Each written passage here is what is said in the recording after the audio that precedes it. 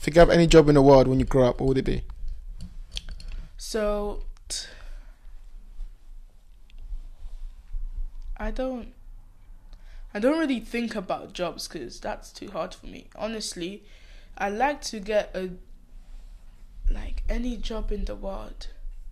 Any job in the world? So I'd like to have my own business, but I don't want to have to actually any job in the world. Yeah, have my own business, but the thing is, I don't have to go through all the pain and struggles that I'm gonna have to do to. But get you my know own the pain and business. struggles is why you do it. So like the pain and struggle you have to go through to become a millionaire. If I just gave you £1,000,000 now, you wouldn't feel as good as you would if you went through the pain and struggle and got £1,000,000. Yeah, you're right. You know what I mean? Like you'd be happy you got £1,000,000, but you wouldn't even know what to do with it. You just spend a couple here, buy chicken and chips, wherever you buy. But if you worked for £1,000,000 for 10 years to get £1,000,000, you have connections. You know the guy who can get you a house. You know you have a lawyer. You have a business partner. You know you'll create relationships. Yeah, that's way more important than just the £10,000,000. You know what I'm saying? But okay, so you're saying any job you just want to work for yourself. What skill do you have now that you want to develop for that job that you can work for yourself? I know how to make stuff. At least I hope. In terms of what do you mean, like engineering? Yeah. Make stuff with your hands or make stuff online? What do you mean make stuff? Okay, so I'm kind of good at coding, I'd like to think. So kind of both of the answers that you said. I'd like to do stuff with my hands, actually make stuff. But I feel like making stuff online is way easier now. Yeah, because everything's becoming digital now, right? What do you see? So 10 years, looking forward 10 years time, where do you see yourself? Say that you want to make stuff with your hand. Like, what are you going to uni and doing at uni? Where do you live? Where do you see yourself in 10 years time? So in 10 years time, hopefully that what should I say? I don't know what you should say. Say what you actually think. Say you actually think. 10 years, okay, what would you like to be? Like, if you could have a magic wish, 10 years time, obviously you can't, you'd be 22, so it's very hard for you because you have lack of information. But I also have a lack of information too, but what would you see? Well, wait, so what's the question? In 10 years time, where do you see yourself? Hopefully finishing uni, having a job, maybe living by myself. Maybe? At 22? Yeah, maybe. I'd hope so, Nathan. Yeah, but I don't want to go through all that responsibility now, so. Hopefully you change your mind, because trust me, if you don't now, it's going to be harder later on. You know what I mean? The responsibility comes anyway. Life demands commitment, one way or the other. So you either have to commit to what other people want you to do, or you have to commit to yourself and what you want to do. But if you commit to yourself what you want to do, you're going to have that job like you said, where you get to be your own boss. Or someone else is going to be your boss for you, and you're going to be stuck at home forever and ever and ever. Which is not good, right? No. So that's what you want. You want to get as far away from that as possible. Yeah? Okay, let's get a little bit. It's been very good. Let's get a little bit of closing questions. I know I asked everyone about this, right? I've just been peppering you with questions.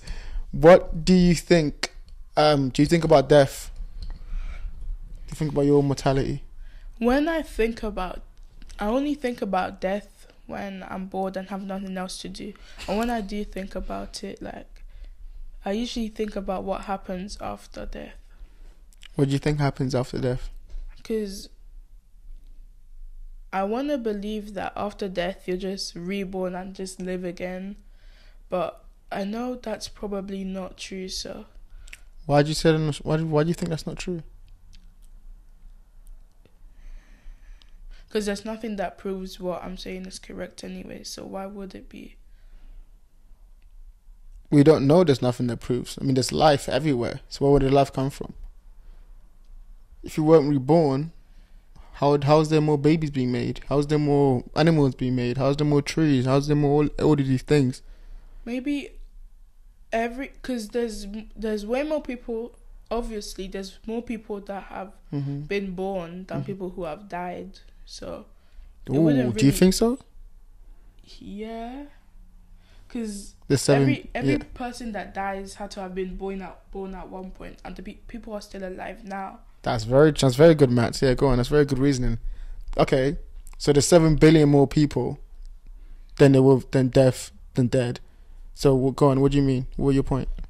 So like, it wouldn't really make sense if every single person who has died was reborn, because it wouldn't really add up. But what if they weren't reborn like instantly? What if they were going through a cycle? So like maybe they weren't reborn as human beings. Maybe they were born as a tree or as a fish or something like that. Yeah, then where would the other life come from? I think life comes from the same source. So all life comes from the same source. What source? I don't know. Some people call it God. Some people call it creation. I think it comes from one source. We're too small to understand it. But the universe is expanding. The universe and everything around us expands. Something had to have created this. You understand? Like this, to me anyway, this can't come from nothing. So it has to be a Big Bang. That's what science believes, right? And I think that's one explanation, the Big Bang.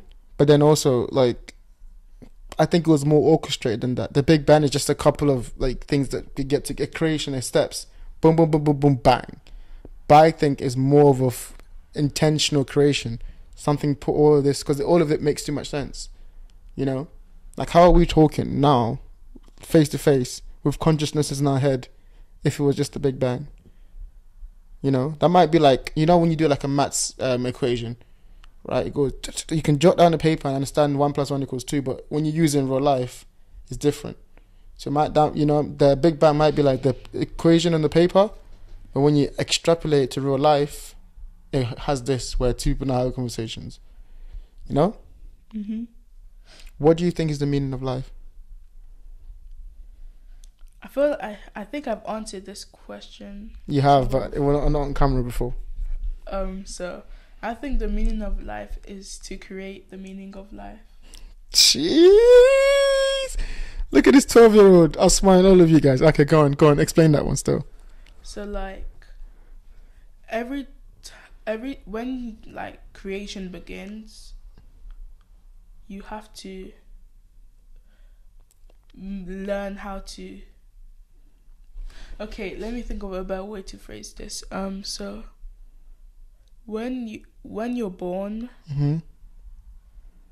and you don't know what to do, there's nothing for you to do. You're just born. You're just sitting there crying. Mm-hmm. So like, you have to think. Like once you actually gain consciousness, you need to think about what you actually have to do. What you want to do. Yeah. Yes. And then that becomes the meaning of your life. Yeah. So you think about so there's no meaning of life given to you at birth. You have to discover that as you get older and older and older. Mm-hmm. So, have you discovered your meaning of life? No. I don't know what I have to do with my life. Like, someone could just become an ordinary person, but some people, just like what I said before, have invented so much of these things, mm-hmm. and they wanted to do that. No one's, like, when they were born, they didn't know, when I grow up, I'm gonna go and make this. Mm-hmm. They learned how to do that.